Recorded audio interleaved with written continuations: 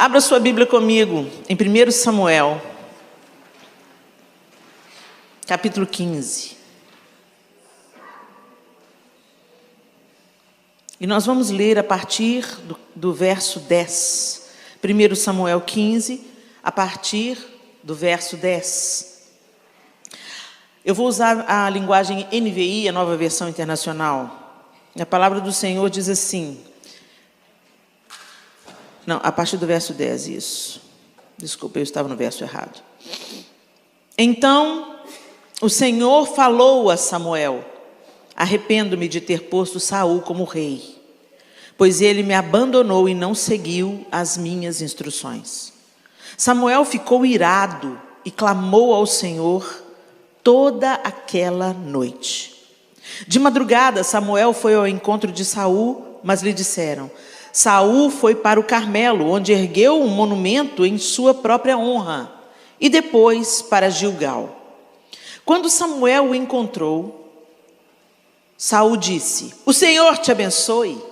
Eu segui as instruções do Senhor.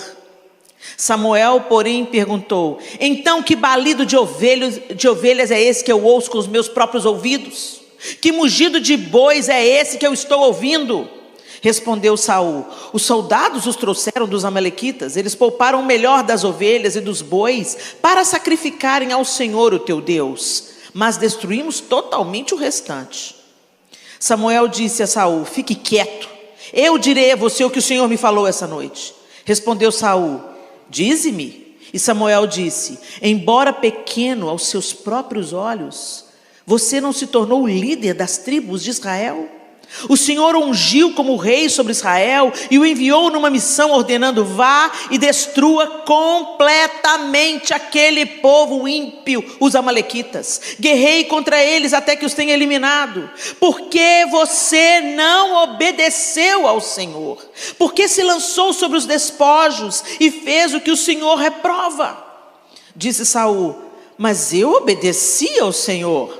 Cumpri a missão que o Senhor me designou. Eu trouxe Agag, o rei dos amalequitas, mas exterminei os amalequitas. Os soldados tomaram ovelhas e bois do despojo, o melhor do que estava consagrado a Deus para destruição, a fim de o sacrificarem ao Senhor, o seu Deus, em Gilgal. Samuel, porém, respondeu: acaso tem o Senhor tanto prazer em holocaustos e em sacrifícios, quanto ao que se obedeça a sua palavra? A obediência é melhor do que o sacrifício, e a submissão é melhor do que a gordura de carneiros. Pois a rebeldia é como o pecado da feitiçaria, a arrogância como o mal da idolatria. Assim como você rejeitou a palavra do Senhor, ele o rejeitou como rei. Uau!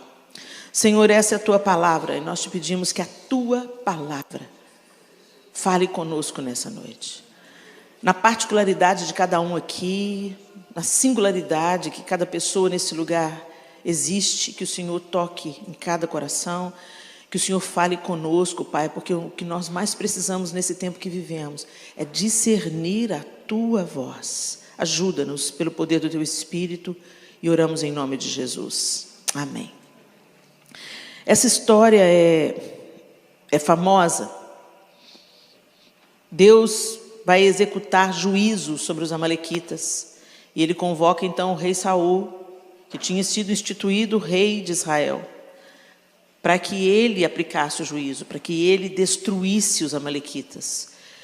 Vale lembrar, gente, que o Senhor, ele é o mesmo. Hoje ele não age da mesma maneira como ele agia no Antigo Testamento, porque o Antigo Testamento é a sombra do Novo Testamento, né? E Jesus cumpriu em si toda a lei, e hoje ele tem outros métodos para lidar conosco, graças a Deus. Por aí a gente vai vendo a misericórdia e a graça de Deus sendo renovada sobre nós todas as manhãs, na pessoa de Jesus Cristo. Ele é a causa mesmo de nós não sermos consumidos. Mas o Senhor é o mesmo Senhor, tá, gente? É o mesmo caráter de Deus. Então é importante você ler a Bíblia toda, para você conhecer o seu Pai inteiro. Sai do livro de Salmos e Provérbios, gente. Você não pode ficar lendo Salmos e Provérbios. É maravilhoso, são livros de inspiração, livros de sabedoria, importantíssimos de você ler. Mas tem gente que está 15 anos na igreja, só lê os Salmos e Provérbios. É para ler tudo. Se você quer conhecer, se você, às vezes, não sei se já aconteceu com você, se interessar por uma celebridade, sobre uma personalidade, né, uma pessoa que passou, mudou a história, você quer ler a biografia da pessoa, você quer saber as coisas que ela viveu, não é assim? Muito mais os filhos de Deus deveriam ler a palavra de Deus para conhecer o caráter do seu Deus. Afinal de contas, é a maneira de nós nos relacionarmos com Deus, é pela sua palavra. A oração é a parte que você fala, e a Bíblia é a parte que Deus fala, e o Espírito Santo te traduz na sua individualidade. Então é fundamental nós lermos a Bíblia, porque é conhecendo a verdade que nós não seremos enganados. É conhecendo a palavra de Deus que nós não seremos seduzidos pelas meias verdades de Satanás. E vale lembrar, Satanás usou as Escrituras para tentar Jesus. E Jesus venceu aquela batalha também com as Escrituras. Então, se Jesus sabia as Escrituras, o que te faz pensar que você não precisa saber? Hashtag fica a dica, tá bom? Então, quando a gente olha para esse capítulo, quando a gente lê os 10 primeiros versículos, a gente pensa, nossa, mas Deus mandou matar todo mundo? Mandou passar o rodo? Mandou. Mas o Senhor nunca mandava passar o rodo antes de mandar o profeta. Antes de mandar avisar. Antes de fazerem conhecidas a sua lei, a sua vontade e a maneira como ele pensava. Só que as pessoas não querem ouvir. Tem gente dentro da igreja hoje que não quer ouvir. É mais fácil a gente se adequar confortavelmente à religião. E na religião a gente mesmo faz as nossas regras, a gente customiza Deus, a gente pega a parte da Bíblia que interessa, que não interessa, a gente deixa para lá. E aí a gente vai assim, vivendo a fé. Só que isso não institui um relacionamento, ok? A salvação é pela graça, mas nós precisamos de desenvolver e crescer em santidade. É preciso a gente entrar na santificação. Nós não somos salvos pelas boas obras, mas nós somos salvos para as boas obras. E não tem como você praticar as boas obras, viver em santidade, se você não contempla Deus. Eu falei um pouco disso com as mulheres ontem. Contemplar Deus é o primeiro passo. Obedecer a Deus é o passo seguinte. É preciso obedecer, porque amor é obediência. Quando chega o Dia das Mães, eu não quero cartinhas de amor. Eu não quero falar, mamãe, você é demais, você é espetacular, você é isso, você é aquilo, obrigado por tudo que você faz por mim. E chega no dia seguinte, tô saindo, não vai não, já fui, você não manda em mim. Isso não é amor. A obediência, por isso que a palavra de Deus diz, aquele que tem os meus mandamentos, Jesus disse isso, aquele que tem os meus mandamentos e os obedece, esse é o que me ama. E aquele que me ama será amado por meu Pai, e eu também o amarei e me manifestarei a ele. Então o amor de Deus não é a gente, sabe, cantar as nossas canções de amor aqui. És fiel em todo tempo. Aí quando você precisa de confiar na fidelidade de Deus, quando as coisas não saem do jeito que você queria, aí você não confia tanto. Em todo tempo tu és tão bom. Ele é bom em todo tempo. Mesmo quando a coisa está feia para o nosso lado. Ele é bom, a essência é essa. E nós temos que confiar que Deus é esse Deus constante e fiel, mesmo quando as circunstâncias são incompreensíveis aos nossos próprios olhos. E seguir obedecendo a esse Deus, confiantes nesse amor. Saúl tinha um jeito diferente de fazer as coisas. E aqui nesse episódio, a gente vê tantas coisas acontecendo que vêm para nós de um jeito diferente. Olha aqui algumas coisas eu queria destacar nesse texto. O Senhor fala com Samuel, o mesmo que ungiu Saúl como rei. Fala assim, eu me arrependi de ter colocado Saúl como rei, porque ele insiste em me desobedecer. Ah, Helena, mas Davi também desobedeceu. Davi também pisou na bola. Você acha que ele estava obedecendo a Deus quando ele pegou a Betseba? Não, gente, a diferença de Davi e Saúl era justamente essa. Saúl transferia a responsabilidade. Saúl se esquivava da culpa. Não, eu obedeci. Eu só trouxe o rei. O Senhor mandou exterminar tudo. Acaba com tudo, termina com tudo. Eu não quero boi, não quero gado, não quero nada, acaba com tudo. Passa o rolo compressor, encerra esse capítulo. E ele foi lá, e pareceu bem aos seus próprios olhos, ele fazia a escolha daquilo que ele ia destruir ou não. E ele não obedece ao Senhor. E quando Samuel vem confrontar, é tão interessante que o texto, Deus fala para Samuel, vai lá e avisa para ele, que eu não quero mais ele como rei. E aí, a Bíblia está falando para a gente que no verso 12, Samuel, ainda no verso 11, Samuel ficou irado e clamou ao Senhor toda aquela noite. Ele ficou irado certamente com Saul, não acredito que Saul pisou na bola. Mas clamou a noite toda, eu fico imaginando, ô Senhor, não Senhor, dá mais uma chance, Senhor. Dá mais uma chance para o Saul. Porque o clamor, ele é petição. Então eu fico imaginando, como a Bíblia está usando essa palavra aqui, clamou a Deus a noite toda. Eu fico imaginando que ele ficou intercedendo em favor de Saul. Mas quando ele levantou e falou, de madrugada, Samuel foi ao encontro de Saul. Mas lhe disseram, olha que interessante, Saul foi para o Carmelo, onde ergueu um monumento em sua própria honra. Gente, quando o homem desobedece a Deus, ele entra por um caminho de desobediência, ele começa a fazer o que ele prefere. Ele começa a crescer no seu próprio conceito. Ele se acha muito bom para definir o que ele acha certo. E foi esse o caminho que Saul inaugurou. É tanto isso que ele foi lá. Ele estava se achando. Construiu um monumento em sua própria honra. Não foi em honra do Senhor que ele construiu o monumento. Foi porque ele estava se achando. E é tão interessante que quando Samuel encontrou Saul, disse, verso 13, o Senhor te abençoe. Eu segui as instruções do Senhor.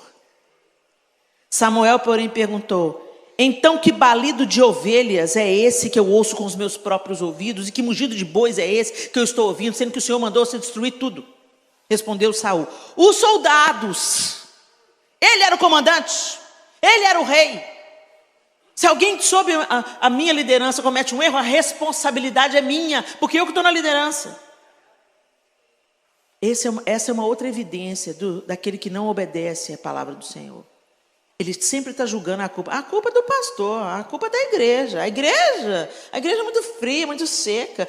Aqueles irmãos são tudo metidos. Ninguém me dá atenção. Ó vida, ó céu, ó azar. Ninguém me acolheu, ninguém me cuidou. O perebe em pessoa.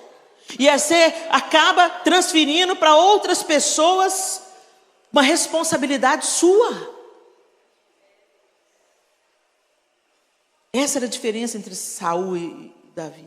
Davi, quando você pisou na bola, quando Natan fala para ele, você é esse homem. Davi, na mesma hora, pequei contra o Senhor. Quando você lê o Salmo 51, você vai vendo Davi se lamentando pelo seu próprio pecado. Ele não se esquiva, ele não coloca a responsabilidade em ninguém, ele chama para si, ele aceita a correção. Essa é a diferença entre esses dois homens que podem nos ensinar tanto. Ele respondeu, os soldados as trouxeram dos amalequitas. Eles pouparam o melhor das ovelhas e dos bois para sacrificarem ao Senhor, o teu Deus. Mas peraí, o Deus de Samuel não era o Deus de Saul? Por que ele fala isso? O teu Deus. Gente, há só um Deus. Não tem esse negócio do teu Deus, o meu Deus. Há só um Deus. Ou ele reina ou ele não reina. Aí é que está a diferença. Ou ele é rei sobre você e senhor da sua vida, ou você afasta-se de Deus. Não permite a liderança de Deus sobre você. E essa palavra de Saul vem como uma revelação, um sintoma. Realmente o Senhor não era mais o Deus de Saul, porque ele estava tomando as suas decisões, a revelia daquilo que Deus havia dito para ele fazer. Samuel disse, olha que interessante. Aí ele fala, para sacrificarem o Senhor o teu Deus, mas destruímos totalmente o restante. Samuel disse a Saul, fique quieto. Gente, glória a Deus. Glória a Deus por uma liderança que tenha coragem de mandar a gente calar a boca. Glória a Deus. Ô, gente, se tem alguém que te corrige, é um servo, uma serva de Deus, seja grato. É melhor você ser corrigido e aquilo ficar agarrado nas suas... difícil de se engolir. Mas aquilo ser remédio para a sua alma e te impedir de entrar por um caminho de desobediência, do que ficar sempre alguém te alisando, te encebando. Ai, você é tão maravilhoso, você é um líder poderoso, você é um músico brilhante. Sabe, gente, cuidado com os bajuladores. Talvez essa tenha sido uma pedra de tropeço para Saul. Eu já vi pessoalmente bajuladores destruírem ministérios. Porque a pessoa começa a ouvir, ela está errando, ela está tomando um caminho diferente do que a palavra do Senhor orienta, começa a falar besteira, começa a fazer besteira, mas sempre tem um bando, desculpe a palavra, de puxa-saco ao redor. Um bando de bajulador. Ai, ele é tão lindo, nossa, ele é tão ungido. Que ungido coisa nenhuma. Está indo contra a Bíblia, está indo contra a palavra de Deus, está falando besteira. E olha, graças a Deus que nunca faltou gente para me corrigir. E eu ainda tenho os meus. E eu falo com eles, por favor, se vê eu fazendo besteira, pelo amor de Deus, me chama e fala como Samuel falou, fica quieto, cala a boca, escuta o que eu tenho para te dizer. A gente precisa de pais espirituais, mas não só pais espirituais, sabe, que fica guru.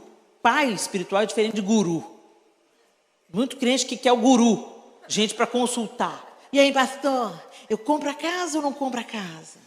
Ô pastor, eu namoro com a menina ou não namoro com a menina? Sabe como? Tem umas coisas que você tem que... Vai falar com o Espírito Santo, vai pedir direção para Deus, sabe?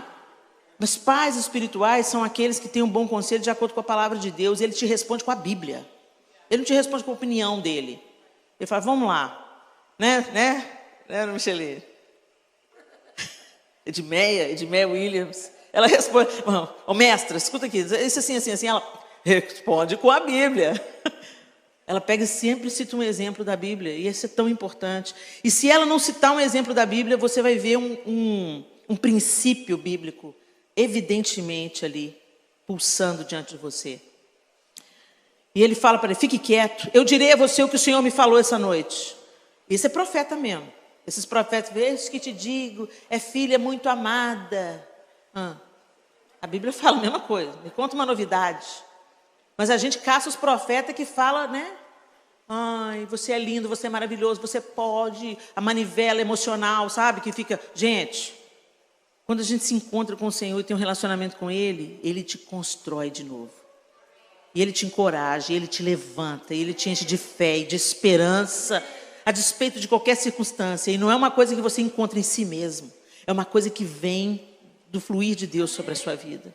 Vem dele, Ele é a fonte de onde você extrai esperança, poder, alegria, paz, amor, longanimidade, bondade, domínio próprio.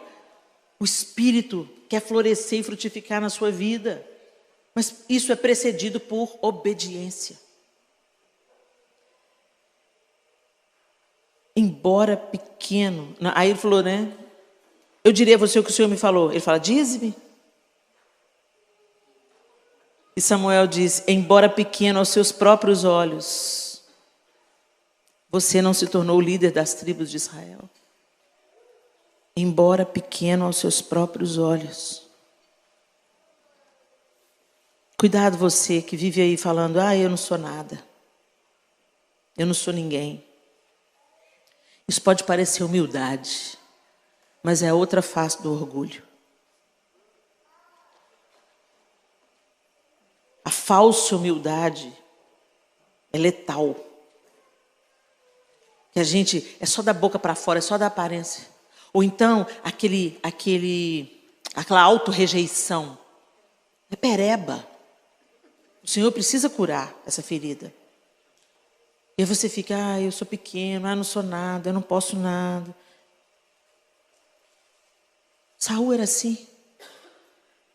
Ele se achava pequeno aos seus próprios olhos, embora ele fosse maior do que todo o povo de Israel, do ombro para cima. Ele era alto, ele tinha postura de rei, e foi por isso que ele foi escolhido. Mas aos olhos dele, ele era pequeno. Que antagonismo, né? Ele era grande, mas aos seus próprios olhos, ele era pequeno. E isso pode ser uma ferramenta nas mãos de Satanás. Porque o que acontece? Quando a gente começa a se ver muito pequeno, ou muito coitadinho, o vitimismo toma conta da nossa vida. Se você ganha um banquinho, você se sente um Deus. Uau, agora eu sou poderosa na terra. Quem me viu passar na prova e não me ajudou. Agora minha vitória tem sabor de mel. Toma muito cuidado. Gente, o Senhor é o centro radical de todas as coisas. Ele é equilíbrio perfeito. E esses extremos, todo extremo é beirada. E a pessoa, aqueles que eu faço, eu aconteço, eu mando, eu tenho talento, eu tenho vigor, não dependo de ninguém. E do outro lado, vida, céus, azar. Cuidado. Porque Samuel falou claramente para Saul: você, que era pequeno aos seus próprios olhos, se tornou líder das tribos de Israel. Não foi isso que aconteceu? E o que você fez com o poder que Deus te deu? Foi lá e ergueu um monumento em sua própria honra. Esse vitimismo, ele é a outra face do orgulho. E Deus resiste ao soberbo, mas aos humildes ele concede a sua graça. E nós não somos humildes na nossa natureza. A nossa natureza não é humilde. Muitas vezes a gente tem uma aparência de humildade para a gente conseguir alguma coisa. E quando você achar, não, Helena, eu sou humilde, já perdeu. Porque tem uma qualidade que a gente nunca vai identificar na nossa vida. E o dia que ela foi identificada, não é verdadeira, é fake.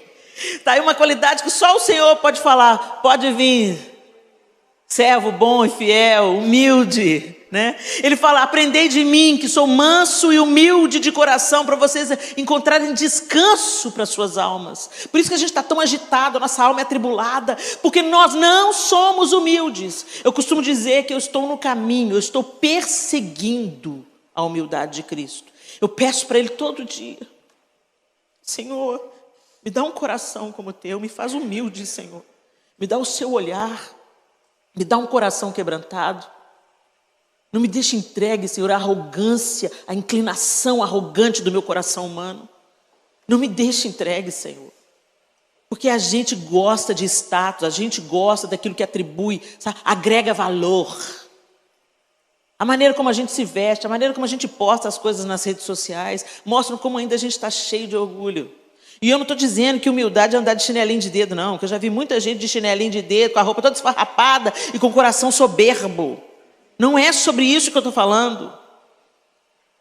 Eu estou falando que a humildade de Cristo, ela só pode ser forjada em nós conforme a gente se expõe à sua santidade e grandeza. E o Espírito Santo trabalha e forja em nós essa humildade. Através, às vezes, de situações difíceis. Ele vai nos ensinando a calar, a recuar, a não ter que provar nada. Que o Senhor nos ajude. Embora pequeno aos seus próprios olhos, você não se tornou líder das tribos de Israel. O Senhor ungiu como rei sobre Israel e o enviou numa missão ordenando: vá e destrua completamente aquele povo ímpio, os amalequitas. Guerreie contra eles até que os tenha eliminado, porque você não obedeceu ao Senhor. Porque se lançou sobre os despojos e fez o que o Senhor reprova. Eu fico imaginando que Samuel olhou para aquelas ovelhas, gordas, bonitas, aquele rebanho próspero. Mas como é que eu vou destruir isso, gente? Saul falou: como é que eu vou destruir isso? Está bonito. Quantas coisas bonitas na nossa vida precisam ser destituídas. Quantas coisas que são agradáveis aos nossos olhos, aos nossos sentidos, estão ocupando o lugar de Deus no seu coração, estão te levando pelo caminho da desobediência. Você não tem tempo mais para Deus, para contemplar a Deus, para estar à roda da mesa, para discipular os seus filhos. Você quer fazer como Saul, transferir a responsabilidade para a escola dominical, para a igreja. Por quê? Porque você tem que trabalhar um pouco mais para ganhar um pouco mais de dinheiro, para dar para os pés dos seus filhos tênis de marca? Enquanto o coração deles está sendo marcado por Satanás? Corrompido por Satanás? Você precisa de trabalhar um pouco mais para ter um pouco mais de dinheiro, para o seu filho ganhar um celular de última geração, para acessar muito mais impiedade e ser muito mais moldado pelo Deus desse século? O que é bonito que está ocupando o nosso coração e os nossos olhos e nos levando para o caminho da desobediência, a ponto da gente proteger o que Deus mandou a gente destruir? Não, mas não é assim, Helena. Não é assim. Essa é a mentalidade do mundanismo. Não tem nada a ver uma frase que deve estar em neon, na porta do inferno. Não tem nada a ver. E disse Saul no verso 20: mas eu obedeci ao Senhor. Olha isso aí. Cumpri a missão que o Senhor me designou. Eu trouxe Agag, o rei dos amalequitas. Que história é essa? Quem mandou você trazer o rei? Ele tinha que ser o primeiro a ser morto. É ele que liderava toda essa impiedade. Você traz Agag para quê? O próprio Samuel teve que dar cabo de Agag. E ele vai se justificando, se justificando. E aí Samuel diz: acaso tem o Senhor tanto prazer em holocaustos e em sacrifícios, quanto em que se obedeça a sua palavra? A obediência é melhor do que o sacrifício, e a submissão é melhor do que a gordura de carneiros, pois a rebeldia é como o pecado da feitiçaria, a arrogância como o mal da idolatria.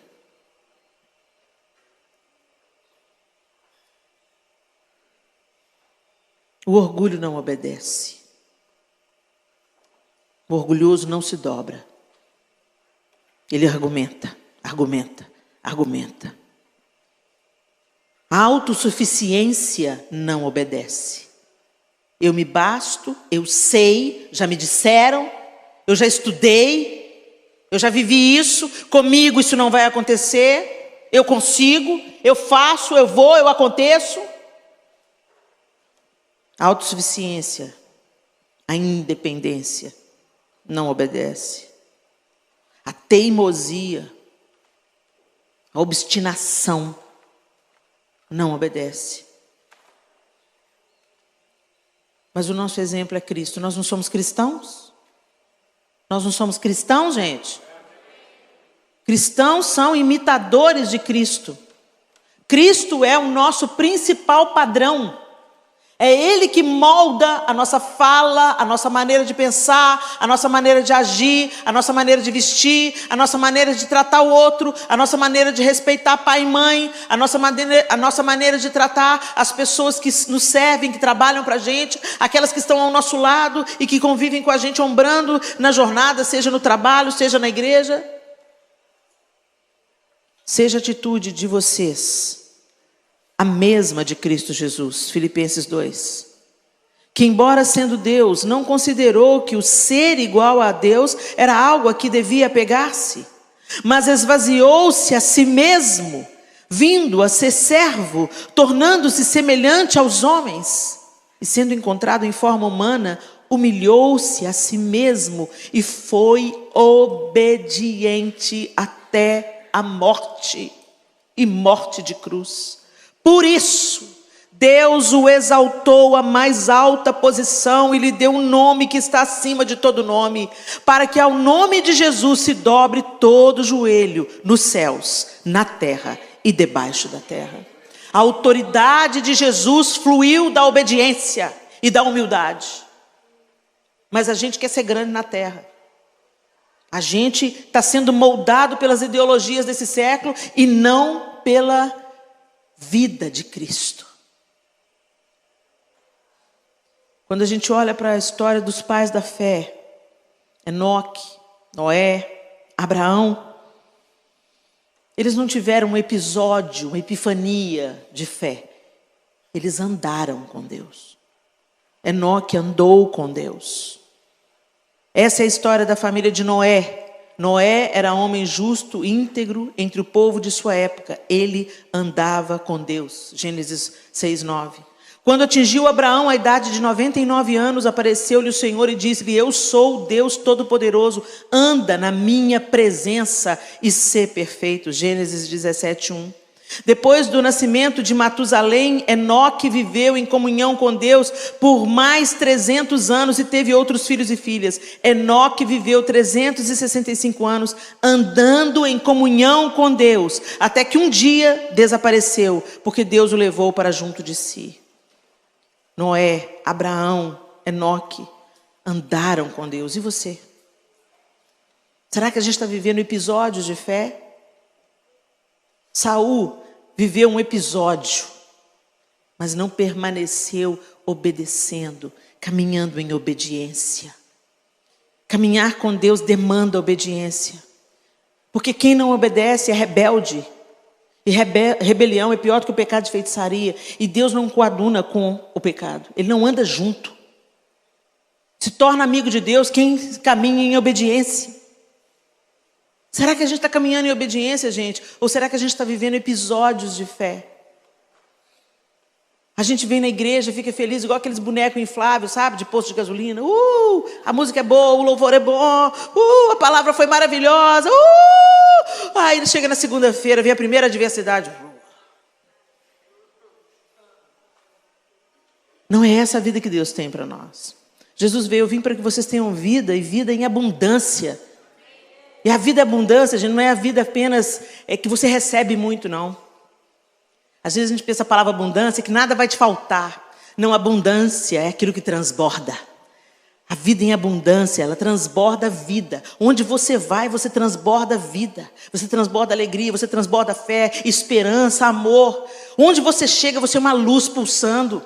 Onde você chega, você é esperança. Você é a solução de problemas e não parte dos problemas. Você é aquele que chega para levar esperança às pessoas, levantar o abatido. É isso que Deus tem para nós, gente. Que a gente tenha uma vida transbordante. Mas para a gente transbordar, a gente tem que estar cheio. Mas não cheio de nós mesmos. Cheios do Senhor. Que o Senhor nos ajude a andar com Ele.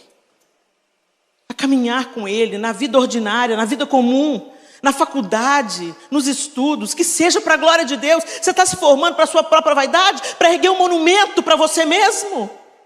Ou para que você seja uma ferramenta afiada, onde nem tantos vão entrar? Onde as pessoas vão te dar ouvido pelo título que você tem, pela formação que você tem, e você vai ter autoridade para poder falar de Deus sem ser chamado de louco. Porque crente é taxado como burro, ignorante. Conhece Deus porque não restou nada para ele. Mas quando tem alguém da academia que estudou, que se formou e continua sendo fiel e amando o Senhor, ele é um evangelista num campo extremamente necessitado. Então, se nós temos jovens aqui estudando, se formando, estuda mesmo, e se forma mesmo, e se torna o melhor. Mas ame ao Senhor acima de todas as coisas. Ame ao Senhor acima dos seus títulos. Ame ao Senhor. Você é a porta, você é a chave, você é a pessoa que Deus quer usar nesse campo missionário tão necessitado que é a academia. Se você está limpando casa, seja uma bênção na casa que você limpa. Esses dias eu escutei um testemunho de um casal que limpa casas aqui nos Estados Unidos. Eles já fazem isso há muitos anos. Eles entraram na casa de uma bruxa. Desculpa, gente, meu tempo já passou, mas aguenta só mais um pouquinho. Eles limpam a casa na casa de uma bruxa. E lá no sul tem uma faculdade mesmo de bruxaria. Faculdade. Um curso institucionalizado mesmo. Então, tem a faculdade de bruxaria. E essa pessoa serve na casa de uma bruxa. Ela limpa a casa de uma bruxa. Ela estuda bruxaria, ok, gente? E aí, a bruxa chegou em casa, e aí é o casal que limpa. E o marido limpa, e eles cantam, adoram, oram, consagram. Senhor, toma conta dessa casa, toma conta dessa família, entra com a sua luz nessa casa. E ele limpou o vidro com produto normal. Ela entrou em casa e falou assim, quando ela olhou para o espelho, disse: o que vocês fizeram com o meu espelho? O que vocês fizeram com o meu espelho? O que vocês fizeram com o meu espelho? Nada, só limpamos. Não, vocês fizeram alguma coisa. Tem um brilho nesse espelho que eu não consigo olhar para ele. Aí foi para o quarto e se trancou lá, não saiu mais. Aí eles olharam para o outro: o que você passou no espelho? Nada. Passei o que eu sempre passo. Ela só pode estar vendo a luz de Jesus lá no espelho. No outro dia ela saiu e falou assim: que perfume é esse? Que perfume é esse? O que vocês passaram na casa? Os mesmos produtos de sempre. Não, vocês usaram alguma coisa nova. Me mostra tudo que vocês usaram. Saiu abrindo as tampas e cheirando. Que perfume é esse? Que perfume maravilhoso. Eu quero saber que perfume é esse, que agora eu só vou comprar esse. Eles olharam para ela: nós não compramos nada novo. Nós compramos os seus produtos que você já usou. Não, vocês não estão sentindo? Que cheiro maravilhoso, que cheiro maravilhoso. Ele não estava aqui. Depois da limpeza é que ele está aqui. E aí, aquele moço falou para: olha, só se for o perfume de Cristo. Porque onde a gente anda, a gente exala esse perfume. Pode ser que você tenha recebido a capacidade de sentir o perfume daquele a quem servimos. Essas coisas, a gente não precisa de ver resultado. São oportunidades da mensagem ser semeada. Nós somos semeadores. Quem dá o crescimento é o Espírito de Deus. Quem convence é o Senhor. Mas onde você estiver, obedeça. Caminhe em obediência. Não erga monumentos em sua própria honra. Se você tem problemas com a sua autoestima, esse é um lugar vulnerável. Você precisa ser curado para Deus usar você naquilo que Ele quer que você faça. Eu era essa pessoa, pequena aos meus próprios olhos. Mas primeiro o Senhor teve que me curar, para Ele poder me usar, para que eu entendesse que a glória é toda dEle. Mas eu não sou uma coitadinha, porque eu sou filha de Deus. Eu não sou uma vítima. Eu fui amada profundamente, resgatada. Um alto preço foi pago pela minha vida. E eu quero viver cada um dos meus dias para honrar esse preço inestimável que eu recebi e que foi pago por mim. Feche os seus olhos.